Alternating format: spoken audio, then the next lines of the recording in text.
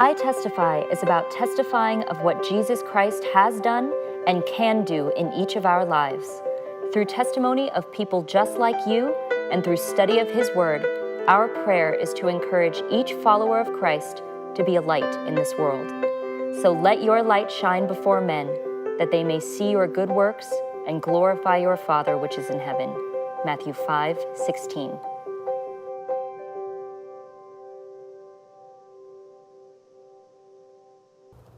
Hi, and welcome to iTestify. We have a guest with us this morning, J R Cahatol, and he's going to be sharing about bite-sized bites.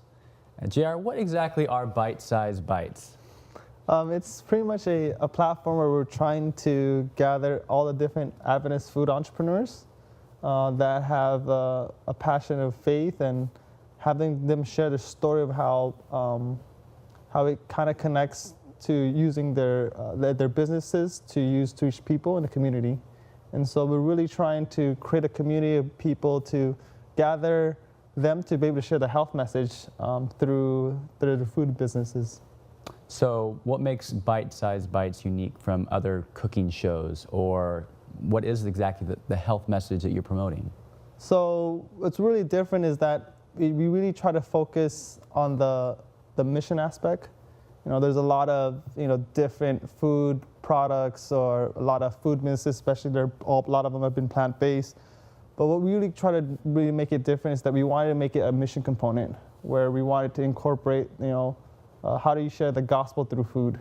And there's a lot of food businesses out there, but there's really nothing, no conference like it, where allows how do you share the message of the gospel through food and reach the people that way. So do you have specific people sharing different ways that they personally have used the food they prepared to reach out, or is this? Yeah. Yeah? Yeah, there's a couple stories I can share. So this one pastor, his name is John Jensen, and he has a church. And every year on the month of October, they do like a 4-week cooking school. They'll have like a special guest that does a nutrition topic. Will be a doctor, a nutritionist. And after they do the nutrition part, they actually have like a cooking demo. And when they do that, they actually have 80% from the community come to that church that are non-Adventists.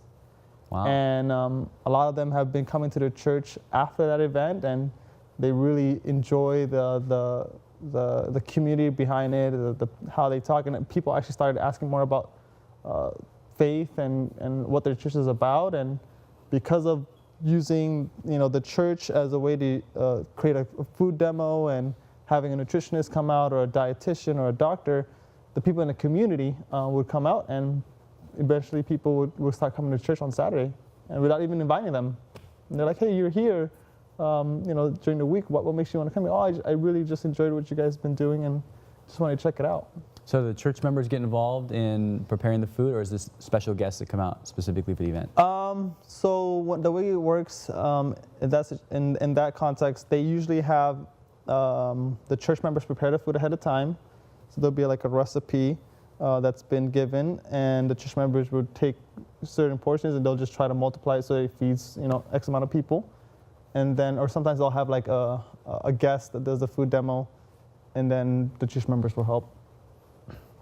So what sparked this idea for bite-sized bites to start?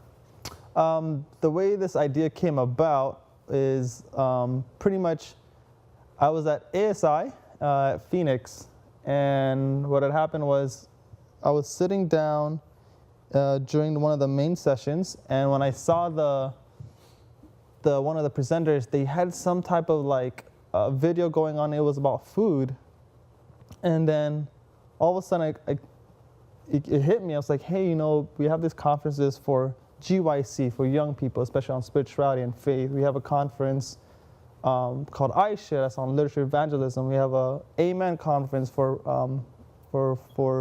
medical professionals and dental professionals. But we never had a conference for food, especially our history as far as Seventh-day Adventists is. People love to eat. Yeah, people love to eat. Yeah. And so I'm like, why not create a conference where I know they exist, I just have to look for them, that different Adventist people that are in the food space, that are using foods to reach people, and then why not create a conference around that? And also the reason why, another part of it is part of my testimony, the reason why I came to the church was because of someone inviting me to a Friday night Vespers. And Wow. because they said there was free food. Yeah, no joke.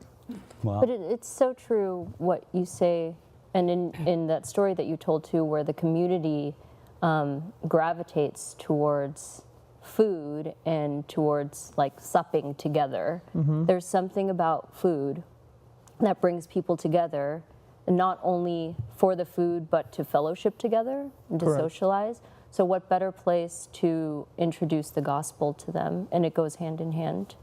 Absolutely, you know, it's a way to, it's non-threatening, and it's a way to really build friendships in a way that's, you know, yeah, you can start off with a Bible study, which is great. You know, you'll probably get a good turnout, but then there's other people that may not be ready for that step, and you have to kind of connect with them where they are, and everybody connects with food.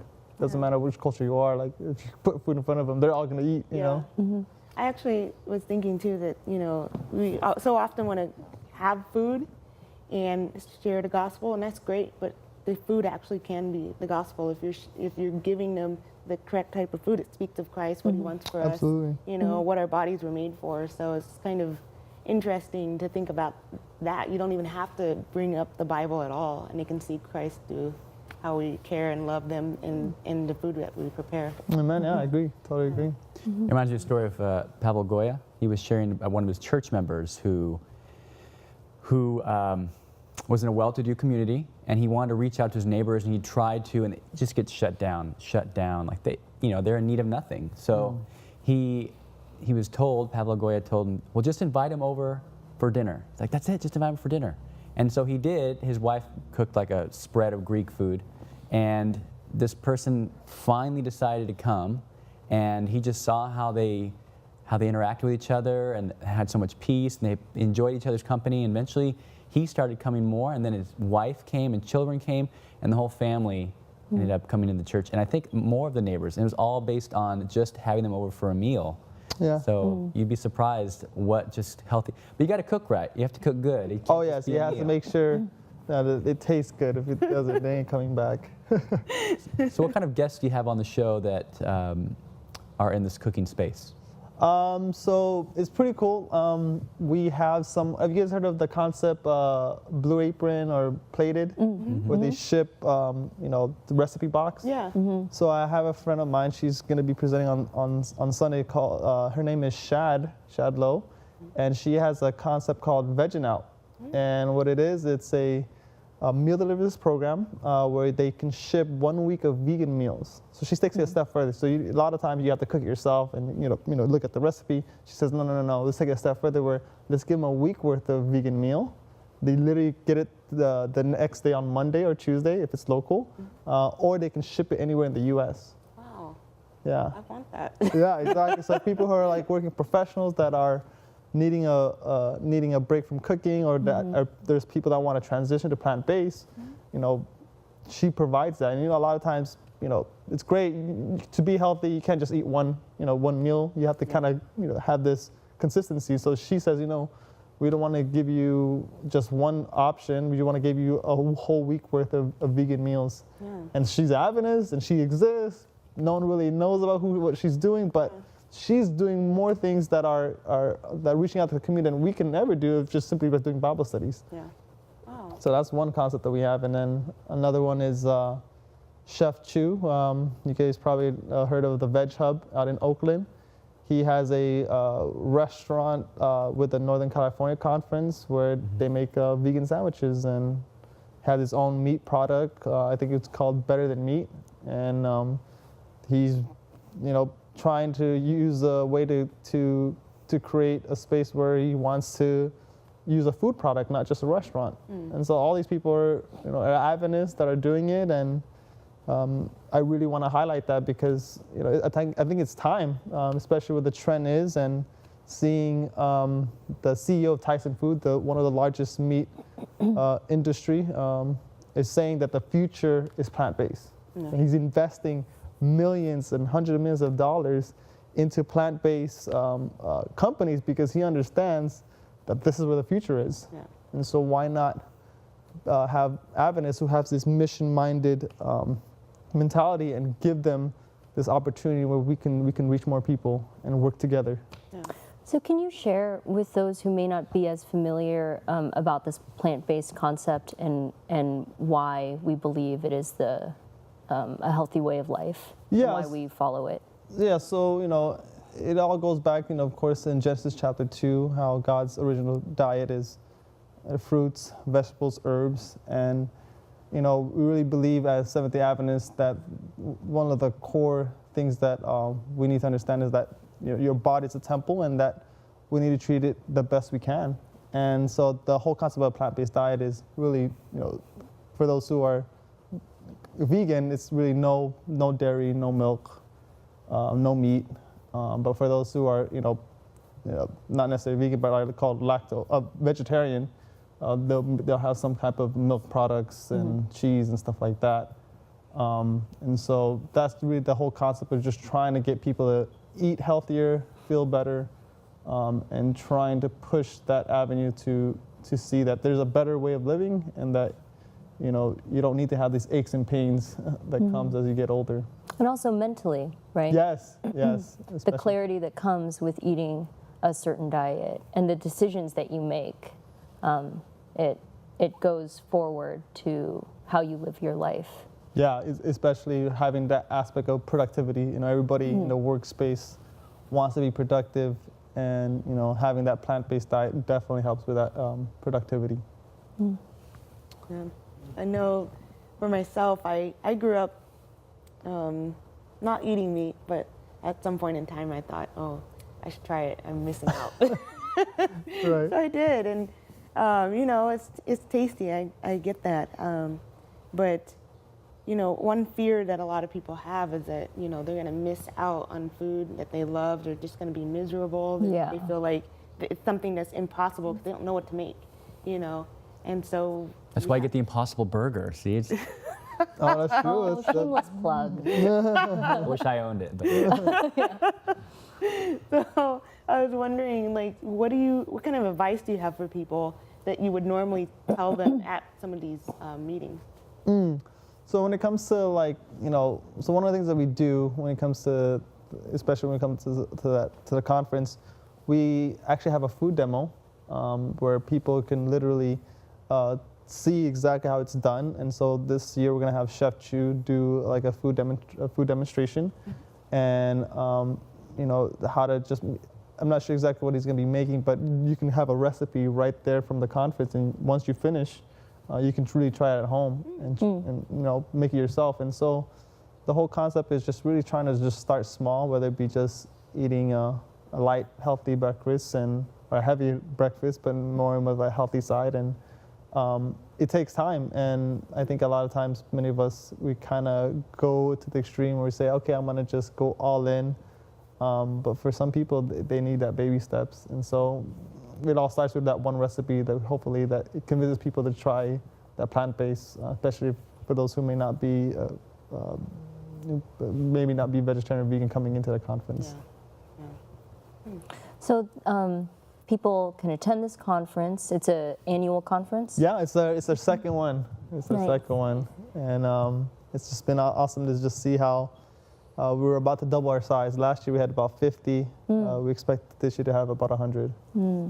Yeah. Awesome. So they come to the conference, they may get this recipe that they can try at home, and then, like Aaron was saying, then it can be hard to go from there. So do you have a website or some videos to help them, or some kinds of resources? So some of the resources that we have, you can definitely just check out the ones that people are familiar with, like John McDougall. He has a website on that.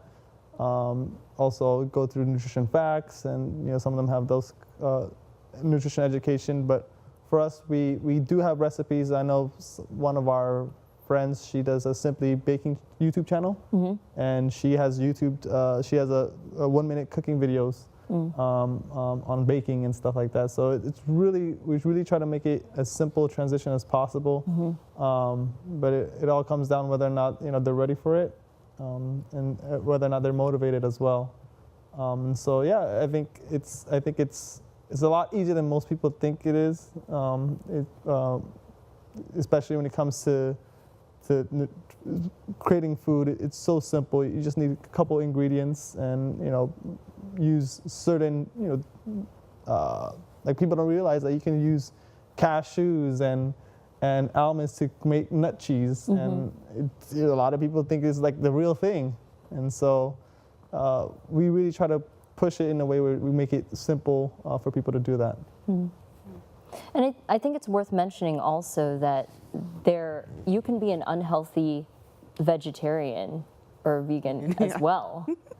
I mean, if you're, drinking soda and eating chips, and that's your diet, it may be vegetarian, but it's not healthy. So, and I'm sure Bite Size covers that as well. Yes, it definitely does. It reminded me of a documentary I think Weimar put out, and they had these kids do like a really interesting study called Bites Vegan. I think it was that documentary, and all of these kids, they would go out and one side of those, one group that were eating really healthy and another group that were really unhealthy, vegan chips and donuts. And when it came to like studying all that stuff, it's like, they really couldn't function. So it is true that there is that side where we... and they did this, I remember they did this during like exam week. Yeah, it was ridiculous. Like they really took a risk. And so I was like, oh goodness, yeah. So it wasn't like they weren't faking it. They did it. They really tried to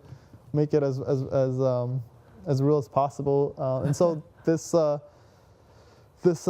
weekend we're also having Angie, who will be touching also the nutrition education side.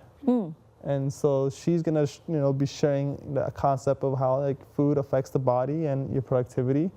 And so we're really trying to bring this aspect, because when it comes to the health message, there's really two folds. As Adventists, we're really, really good at emphasizing the scientific evidence and the nutrition education, the health talks. But at the same time, we know that's just half the battle. Yeah. And so in this conference, we really try to bring both of them together, where the other part is really getting people to show them how to make healthy foods.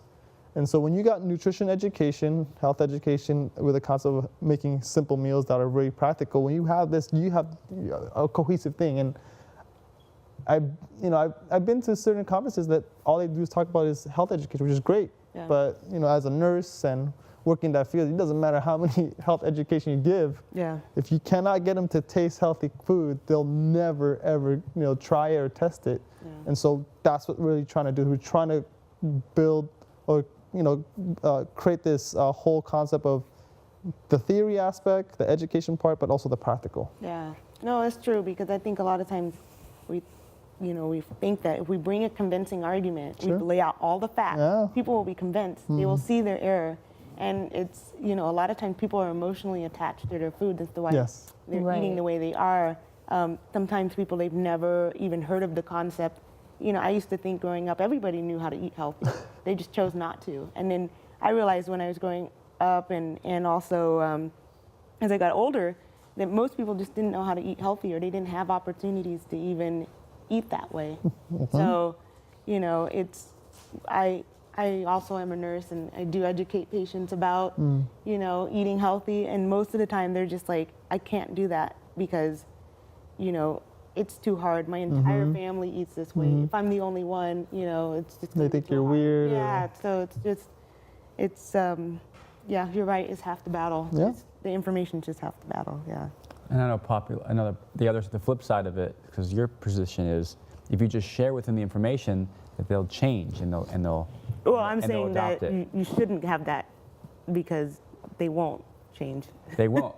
So that if you hear that they won't change enough times, eventually you just stop even presenting the information. And that seems to be a lot of where mainstream medicine goes, where they know that the diet will change their physiological diseases that they're experiencing, but they don't share it because people don't change. That's this idea that people don't change. But the reason they don't change is because they don't think that there's something better available, or it's too much work, or they don't have the knowledge base to make it work. So what you're doing is you're giving them the opportunity to see, oh, it's not so hard.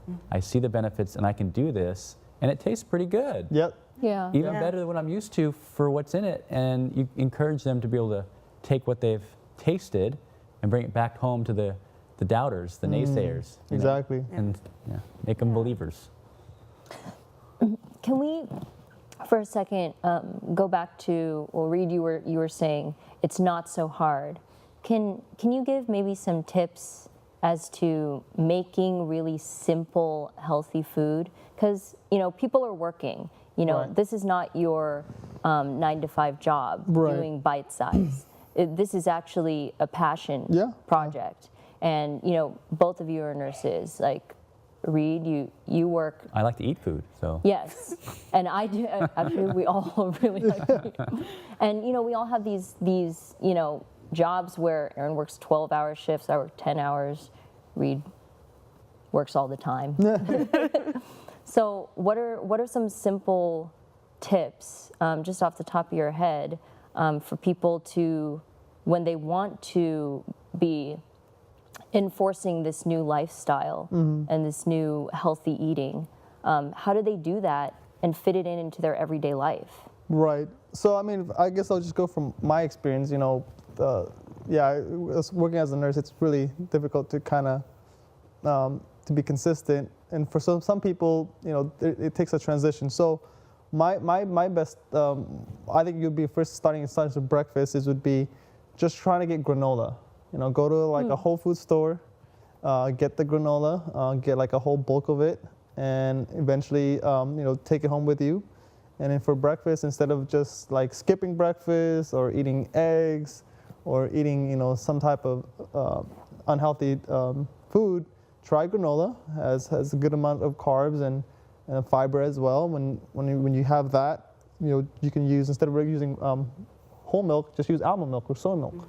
And you can start off with that and just put like, a little bit of blueberries on top, or for me, I use almond butter or peanut butter, and that right there is a good meal to start. And it really takes about less than, 3 minutes, 5 minutes. Right. It's not something they have to turn on the oven, bake, No, and yeah. do scary things like that. So I have to ask, in your ministry that you do, is there anything from the Bible that you draw from that keeps you going, keeps the ministry going, or influences you? Yeah, when it comes to, this food conference, I really try to find, a way to kind of to anchor this ministry, and really this is really what's kept me motivated, because seeing how it's been, how, when you go back in time, how they use the same principles, I just really try to find that anchor to hold it on. So if for me, I just wanted to read a verse, and it's found in Acts chapter 2. All right. And this is the concept of where in Acts, how the disciples are pretty much trying to spread the gospel. And a lot of times when we think of Acts, all we think of is usually Peter preaching and converted like 2,000-3,000 people. And you usually say, oh yeah, I see that. We need to focus on preaching. But when you look at the concept of in Acts chapter 2, there's another element that many of us don't think about. So in Acts chapter 2, verse 46, and it says, "And they continued daily with one accord in the temple, breaking bread from house to house, did eat their meat with gladness and singleness of heart." And so here we see this concept of food being introduced into the homes. And then the next part is verse 47, "Praising God and having favor with all the people, and the Lord added to the church daily such as should be saved." And so this concept of this community that's gathering at the homes, and the disciples going to house using food to meet people where they are. God eventually saw this and said, hey, you know what, you guys are meeting people where they are. And the Bible says in the next verse, people were saved, people were coming to the church because of it. Yeah. And so I really see this concept that food is really the entering wedge to meet people where they are, but also take that concept and move them to the aspect of where you can now have faith discussions. Mm-hmm. And so because of that, that's how Bite Size was born. Yeah. that verse reminds me of how Christ is always talking about that he wants to come and sup with us, you know. And so it's we are an extension of Christ doing the same thing that he wants to do individually in others' lives. And I never looked at it that way. During his ministry, Yeah. I mean, he showed us that, right? Yeah. He was always going and having dinner with people, having meals with people. Yeah, that's true. Exactly. It starts with that. And I think a lot of times we try to go straight to Bible study or go straight to, you know, just trying to, you know, put books in people's hands, which is great. We need that. Yeah. And Yeah. I've done literature evangelism. I've done Bible studies. But I wanted to take it a step further and challenge myself in a way that, you know, how can we use food to meet people? And it may take a longer process, but Right. it's worth it because those people are more likely to be more solid and grounded. Yeah. That's very true. Even in Jesus' ministry, you know, one of the first miracle he did was at a wedding, so it had to that's do true. with food. Right. I mean, the miracles that he did, feeding 5,000, feeding 4,000, more food, and people came back out specifically because of the food. Yeah. Remember, You want more? what brought you back out here? Was it because of the bread that I made? You know, so it's like, hey, sometimes people come out just for the food, and in return they don't realize they're getting a spiritual blessing. Right. Yeah. So you never know who you're influencing just by having a good meal. Yeah. And I think the important thing to note also is that it's not just the food. It's never separated from the gospel, like you said. Yeah. Because, you know, then what's the difference if you're just doing, oh, here's some nice ways so that you can live longer and you know, feel good. That's great, absolutely, and we need that. But if we're not preaching the gospel to them in what we do and how we show them, how we eat, et cetera, then we're not part of the Great Commission. Yeah, you know, it's interesting when you said that. One of those preacher would say, you know, we're not trying to take sick sinners to be healthy sinners. We want them to be sick sinners to healthy saints. Yeah. And so the concept of the gospel and food brings that about. And you can't just have one or the other. It needs to be intertwined. Yeah. That's very true.